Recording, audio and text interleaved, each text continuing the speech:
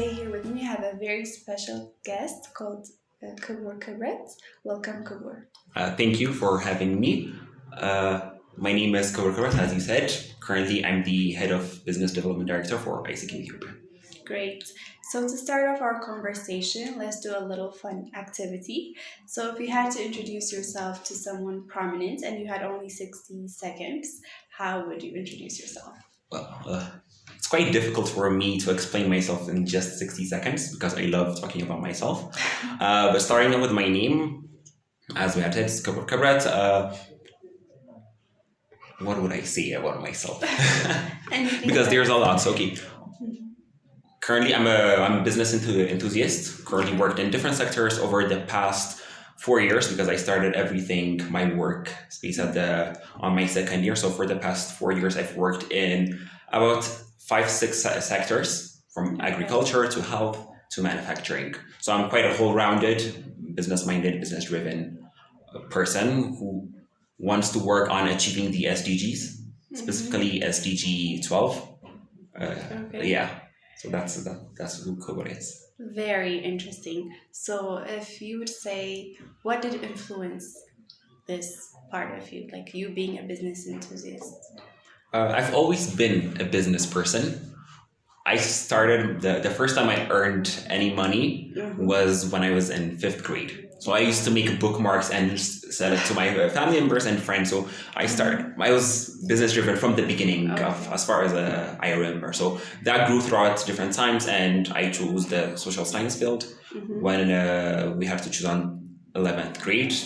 Then when I joined School of Commerce, I went into logistics, supply chain management. During my time in AIESC, I was mainly in the business development portfolio or department. So that was the perfect portfolio for me to develop myself in that specific sector, because that's even what I do currently. I'm a freelance business developer as well, and my career whole started from that. So it goes back to 5th grade of me being business-minded. Yeah, that's awesome. So one thing about you on top of being a business enthusiast is that you're always present in networking sessions. Yeah. So what do you think are the benefits, or what do you gain from these sessions?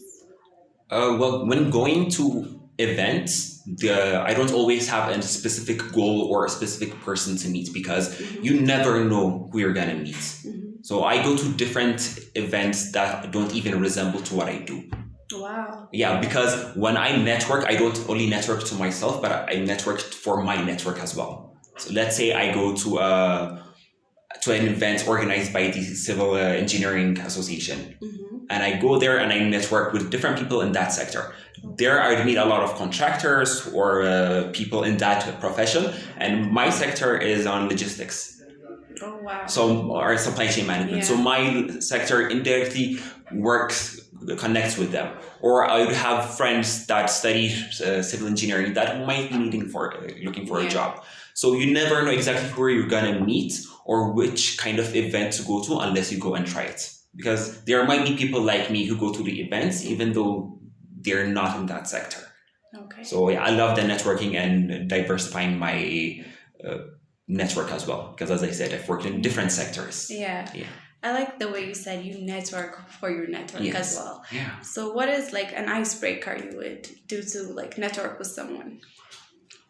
I just go up front and then talk to them. So I don't have a specific icebreaker, because you never know what people might like or might not like. Okay. Especially at this time where everything is very sensitive. Yeah, exactly. So even the tactic that I use when networking is I let them talk. I don't talk. So I let them talk, and from what they say, I connect that to what I do or to what a colleague of mine does or a client of mine does to start up the conversation. So like just anyone would do it, go and talk to them on what they do, or I will introduce myself. So introducing yourself and listening. Yeah, or ask them about how they think of how the event went. Very interesting. So you mentioned a little bit about AIESC, but now youth and career-centered associations are very essential to unlock potential. And you have been a member of some of these associations. Can you name some of them? And also, what do you do there? Okay, so I started in first year. Well, I started in high school actually. So I'm part of, I'm currently a Rotractor. Okay. So, but I started as an interactor back in 11th grade. So I joined that Rotary family from high school. And then when I joined first year, that's when I actually went into Rotract. So I mainly have Rotract, AIESC, TAIA, Talent Use Association. So these are the three main bodies that I really work with compared to any other organizations or club whom I might visit a day or two, but these are the ones where I consistently go to and engage because I'm part of them as well. Okay, so let me just focus on AIESC right now. And how did you join AIESC, and what are the benefits of you being an AIESCer? Okay, I first learned about AIESC when I was in 11th grade.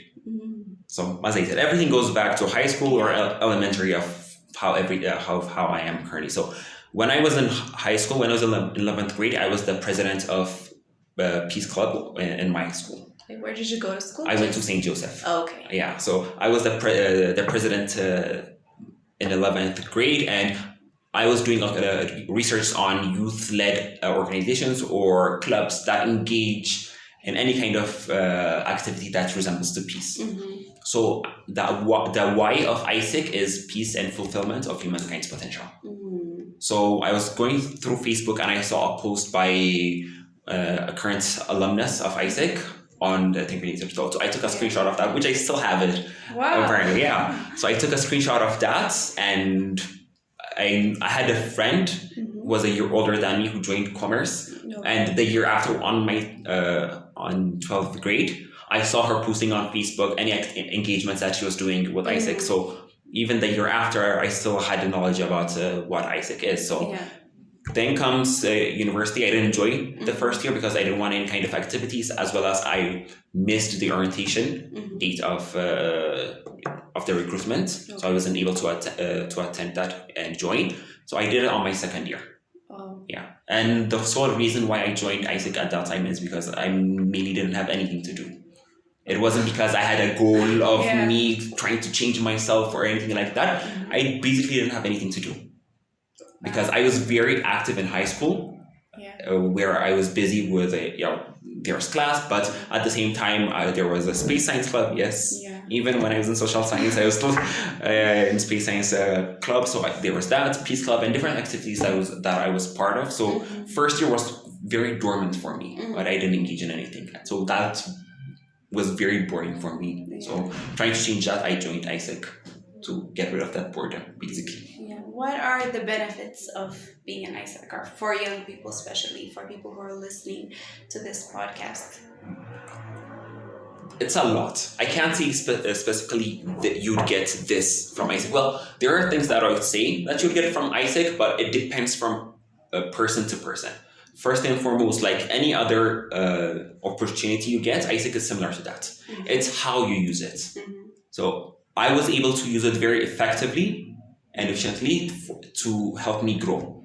So as I said, when I joined in second year, I didn't have any objective of what I wanted to accomplish during an AIESC because I didn't even know much of saying, so I want to get to this by the end of this time, or I would stay in AIESC for this amount of time. I didn't even think that I would be in AIESC for 4 years when I joined at that time. So it all depends on what you want to get or how you use the resource that is available to you. So within AIESC, there are a lot of resources, locally and internationally, as well as regionally.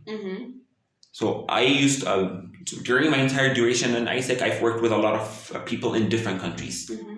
It has led me to different opportunities that I didn't even know would have existed if I didn't go through that path, if I hadn't pushed within my duration in AIESC. So as I said, it's like any other opportunity on how you want to use it and what you want to get from it. But leadership and actual work experience is what one person would get by working in AIESC. But not by just being a member, but by actually taking different roles and responsibilities within the organization. I hear you. So mainly it gives you exposure to resources, to people. So that's a big deal. So just to change it up a little bit, what makes Kibur fun? And what do you do in your free time? Ooh. Okay, first, what do I do on my free time? Mm-hmm. If I have a free time. Yes, if you do. If I have a free time, because I'm very busy most of the time. Yeah. Like I juggle several jobs, Yes. like be it freelance, project based, and some Yeah. things. So there might be times where I won't have a break for a month, 2 months straight, Wow. where I won't have time to have any kind of fun. Mm-hmm. But then there comes times where I don't have literally anything to do. Yeah. So it goes up to that's what I like mainly about what I do. It's not something constant where it's boring or where I'm always busy or I'm always dormant. It goes up and down. Yeah. So there might be days, a single day where I would have 6-7 meetings in a row. That's a lot. And all, yeah. So what I do when I have a free time is I do the things that I'm supposed to do in the future. Like The planning of the projects that I'd be having mm-hmm. or things that I've missed in the past. It might not seem fun, but something that I enjoy. Yeah. But there's also like the pretty common ones like watching movie, Mm-hmm. chilling with friends, such and such. So Yeah. those are quite the common ones that a lot of people do. But yeah. Working is fun for me. I think people unplug in different ways. So. That's true. Yeah. So thank you so much for coming. Just to wrap it up, is there anything you would like to add, to thank anyone? Yeah, definitely. Especially I want to thank Orbit Health. I've been coming to their like monthly events. Sadly, I won't be attending this one, but it's the first time where there's an event that's consistently engaging people. There was one similar, Mela. Yeah, the one that KLB used to organize. But right after that stopped, there haven't been any kind of engagements or such kind of platform organized. So I'm quite thankful for Orbit Health for organizing such a platform, because I know it's a platform that's going to grow, and that this is just the beginning. So yeah, and I wish you all good luck on that. Thank you very much, Kibur. Thank you for having me as well. Okay, thank you. Thank you for listening, everyone. Cool.